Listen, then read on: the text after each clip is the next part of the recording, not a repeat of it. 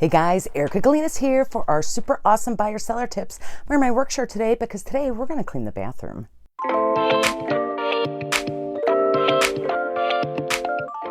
Okay, thanks for joining me. I don't normally wear like full face makeup when I clean the bathroom, but you know, Hollywood. Anyway, to be serious for a minute, I represent a lot of sellers. I represent a lot of buyers. When you are thinking of selling your house, there's all kinds of things that go through your mind. You got to pack up all your stuff. Maybe you got to remodel something. Maybe you got to do, whatever it is.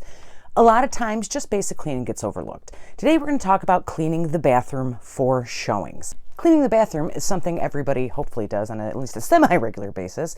Most people keep it pretty clean. You got your toilet, got your sink, you got your shower, scrub, scrub, scrub, done, done, done. When cleaning for showings, there are absolutely some parts of the bathroom that you probably wouldn't normally clean, but you want to do it for buyers. Not necessarily just because, you want your bathroom to look nice, and you want the buyers to think you're not a big slob or something, but because the cleaner certain areas of your home are, the more the buyer thinks that you have done a good job maintaining the home. I mean, obviously we don't all have, $40,000 laying around to do a huge bathroom remodel, but certainly doing some extra cleaning steps not just makes your bathroom look and smell great, it actually gives the buyer a sense of peace of mind that you've actually taken really good care of the house, more likely for them to take a chance on actually putting in an offer. So let's talk about some specific places in your bathroom that you want to get extra clean before you get ready for showings. Number one, obviously, you want to clean all of the fixtures. You want to scrub out your tub, you want to clean out your sink, you want to scrub your toilet really well. But I will say there's a couple places that you want to pay some extra attention to. Again, I know we all should be cleaning these at least once every spring and once every fall, but the reality is we don't necessarily clean these things. It doesn't mean you're disgusting, but clean behind the toilet. That little area, what is it, usually about 6 inches wide or something like that, hair, pet hair, just random, where water drips and kind of dries. Get in there and clean it really well. I know when I normally clean my bathroom, I give it a little swipe or whatever, but really try to get in there, on the edge of the toilet where the molding hits the floor. And then also, the other thing is you always have those weird, like intestine looking things on the side of the base of your toilet. Get in there and clean those really well. For me, it's one of the most frustrating things because it's always like dust that's gotten, damp because it's in a bathroom and so it's kind of sticky, and then the cloth spreads hair around. Just do your best, but absolutely clean that area so it seems to be sparkling. Again, a maintenance item that really makes people think that you are taking good care of your home. So far as the sink goes, obviously clean out the sink. Do a really good job. Getting those little holes in the back, the water overflow holes, those are called, around the bottom where the little thingy is. Make sure you clean around those areas. You might need a toothbrush to do that, just some old toothbrush, kind of scrub it around, particularly if you have hard water stains or something like that in there. About the sink vanity, do pledge all the sides, again, clean little knobs, but pro tip right here, clean out the bathroom drawers. And don't necessarily just rearrange the bathroom drawers or close the bathroom drawers and pretend that they don't exist, because buyers are going to look in your bathroom drawers. They're going to be looking for cluttery kind of stuff, and they're going to be looking to see, again, how clean things are. So, a lot of times people have painted a bathroom cabinet. It looks awesome. They replace the hardware. You open the drawers, and it has, some 30-year-old shelf drawer liner paper in there, and there's like old toothpaste cap marks on it. Clean all of that out. You're going to be packing stuff, probably going to be throwing away a bunch of stuff. Start right now. Get rid of all that stuff. Make your drawers look very nice and well organized. It's going to, again, make the buyer think you're awesome and take care of your house, but also make sure the buyer knows that there's plenty of storage room in this bathroom vanity. Pull out the drawers themselves. You should be able to kind of tuck them out, pull the drawers entirely, clean the rails both inside the vanity and on the sides of the drawer. Those little things where the little wheels are and they kind of meet together, clean those out. You need a Q-tip and maybe some Windex. Again, rarely is somebody going to have such disgusting drawer rails that people are like, ew, I don't want to buy this house. But drawers can stick pretty easily. So if you can get that nice and clean, put your drawers back in, they'll slide in and out. Super, super nice. Drawer looks beautiful. No 30-year-old drawer liner. Your bathroom's going to look that much better. Let's talk about the shower. Probably one of the most difficult, most annoying, certainly, places to clean in your entire house, but absolutely has an impact on how your bathroom looks to a potential buyer. 2 reasons why. There's tile grout and there is caulk.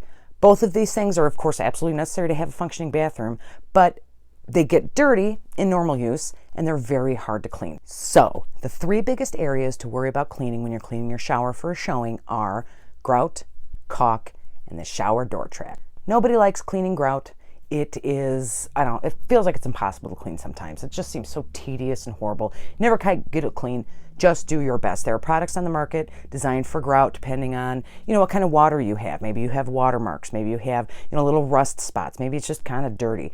Do your best to get that grout as clean as you can. Tile is easy to clean. You can swipe it with some Windex, but that grout is going to matter. Second thing is the caulk lining the edge of the shower, maybe the sides in a shower enclosure, something like that. I don't even know if you can clean caulk. It's not really made for it. It's supposed to be, watertight up against the wall. Once it gets older, which happens in every house, it just starts to get kind of, you get stuff on it. My recommendation is replace the caulk on the tub, on the sides, wherever there's a caulk line that is ugly, replace it. Caulking things is not particularly difficult.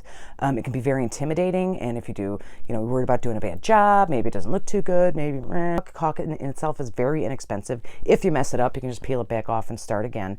And I'll bet you $50, you know somebody that can do a good job putting new caulk in your shower or bathtub. Highly recommend it. Again, do the best you can. If you can't replace it for some reason, then please do clean it. Do not use a lot of abrasives on it or like rub it real hard or anything like that. It's one of the problems with caulk. If you do that, you're going to hurt the waterproof capability of that caulk line. So clean it as best you can. If you do have to clean it, best thing you can probably do is to replace it entirely. The third biggest thing is that shower door track. Obviously, if you have a shower curtain, you don't have to do this, but if you do have a shower curtain, make sure you wash or replace your shower curtain, and make sure you go up on that shower curtain because it gets dusty up there. You wouldn't even realize if you weren't paying attention. All those little hooks, take those off, clean them up real nice, hang a new curtain, clean the bar, clean around the little ends of the bar and the walls. Do things to make that shower curtain look nice and again smell fresh and everything like that. But if you do have a shower door track, you have to clean that. Any house, beautiful houses, brand new houses, mansions, you have to clean out that shower door track almost every day. I know I don't. So when you're getting ready to have a showing, you are going to have to clean it. Generally, most of it is going to be kind of water buildup, like mineral deposits, same as your shower head. Don't forget the shower head. So you can use like a CLR type product or something like that. Again, don't necessarily scrub it as hard as you can because there are often little like waterproofing details in that shower door track, but a toothbrush and a Q-tip are going to be your best friend for this job. Thankfully, most of it is spray it on there, wait 5 minutes, scrub, whatever it is. But if you don't clean that shower door track, A, same thing as the drawers, it may not roll as smoothly as it used to. And B, your bathroom could look great, but they open that shower door and they see that like a white line, whatever that gunk stuff is. They're not going to like it. It's going to be just one small thing, and I promise you buyers pay attention to stuff like that. One more pro tip for cleaning the bathroom for showings.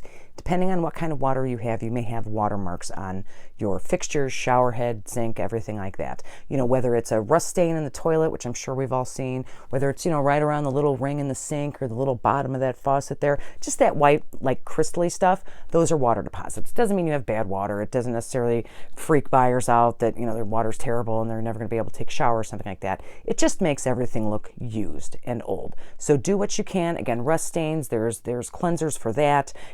Scrubbing usually works on mineralization, those little crystal things. Just make sure you hit all the highlights. Shower head's a big one.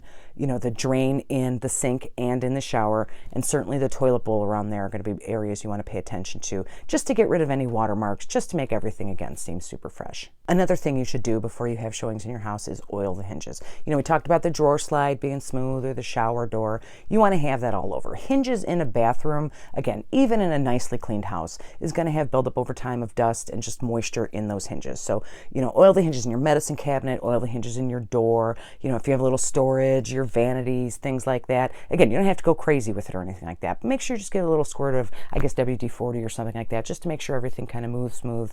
No squeaks, nothing weird, anything like that. So far, all the stuff we talked about cost you about zero. Not literally zero, because you have to buy Windex or CLR or toothbrushes or whatever it is you need to clean. But none of these are particularly expensive at all. I'm going to talk about a couple things now that may cost a little bit of money, hopefully less than $100, $50, depending on what it is, that can really kind of give your bathroom a more updated vibe for a minimal amount of money. First one is a new medicine cabinet. Most medicine cabinet situations, if you even have one, a lot of people just have mirrors now, but most medicine cabinet situations are a cabinet that fits in between studs on the wall. Medicine cabinets usually can come out where they're just kind of screwed into the studs. There's a little frame that's kind of screwed in there.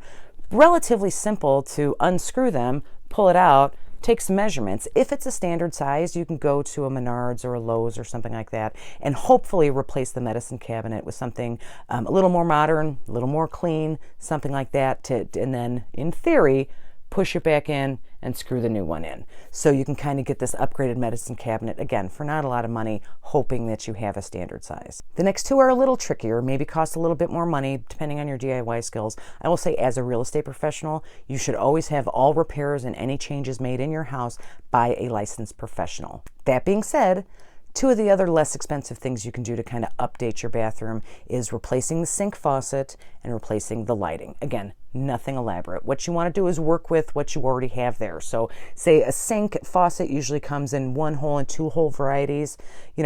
Go to your home improvement store, buy, okay, we have a 2-hole sink. Let's buy another 2-hole faucet, but now it's, gooseneck, or now it's brushed copper, or whatever, fits your style, nice updated style.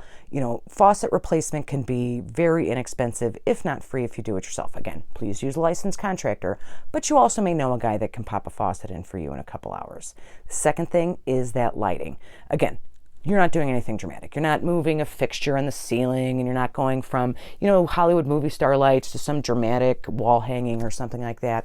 Basically, what you're looking at is using the existing area, get an updated version. So if you have movie star style lights, take some measurements, try to get exactly the same thing, but more updated. Maybe yours is brass with exposed bulbs. Maybe you can get one that's now silver with round bulbs, or maybe you can get one, that's thinner or longer or something like that. Either way, changing a fixture, again, electrical, please use a licensed contractor, but is not something that is particularly expensive. And I know that there are fixtures that are in a more updated style, but aren't $200, $300, $400. So that's our checklist for the extra cleaning you need to do for showings. Obviously, do all the regular cleaning you normally do, and then kind of go through, check the shower track, clean out the drawers, do all the different things we talked about. Maybe look into replacing lighting or fixtures or something like that to make it a little bit more updated. I know it may seem fussy, but I will say, as an agent who has represented hundreds of buyers, these are the kinds of things that people notice. And I'm not saying that the buyer is going to be like, this house is perfect, but I don't like that shower door track.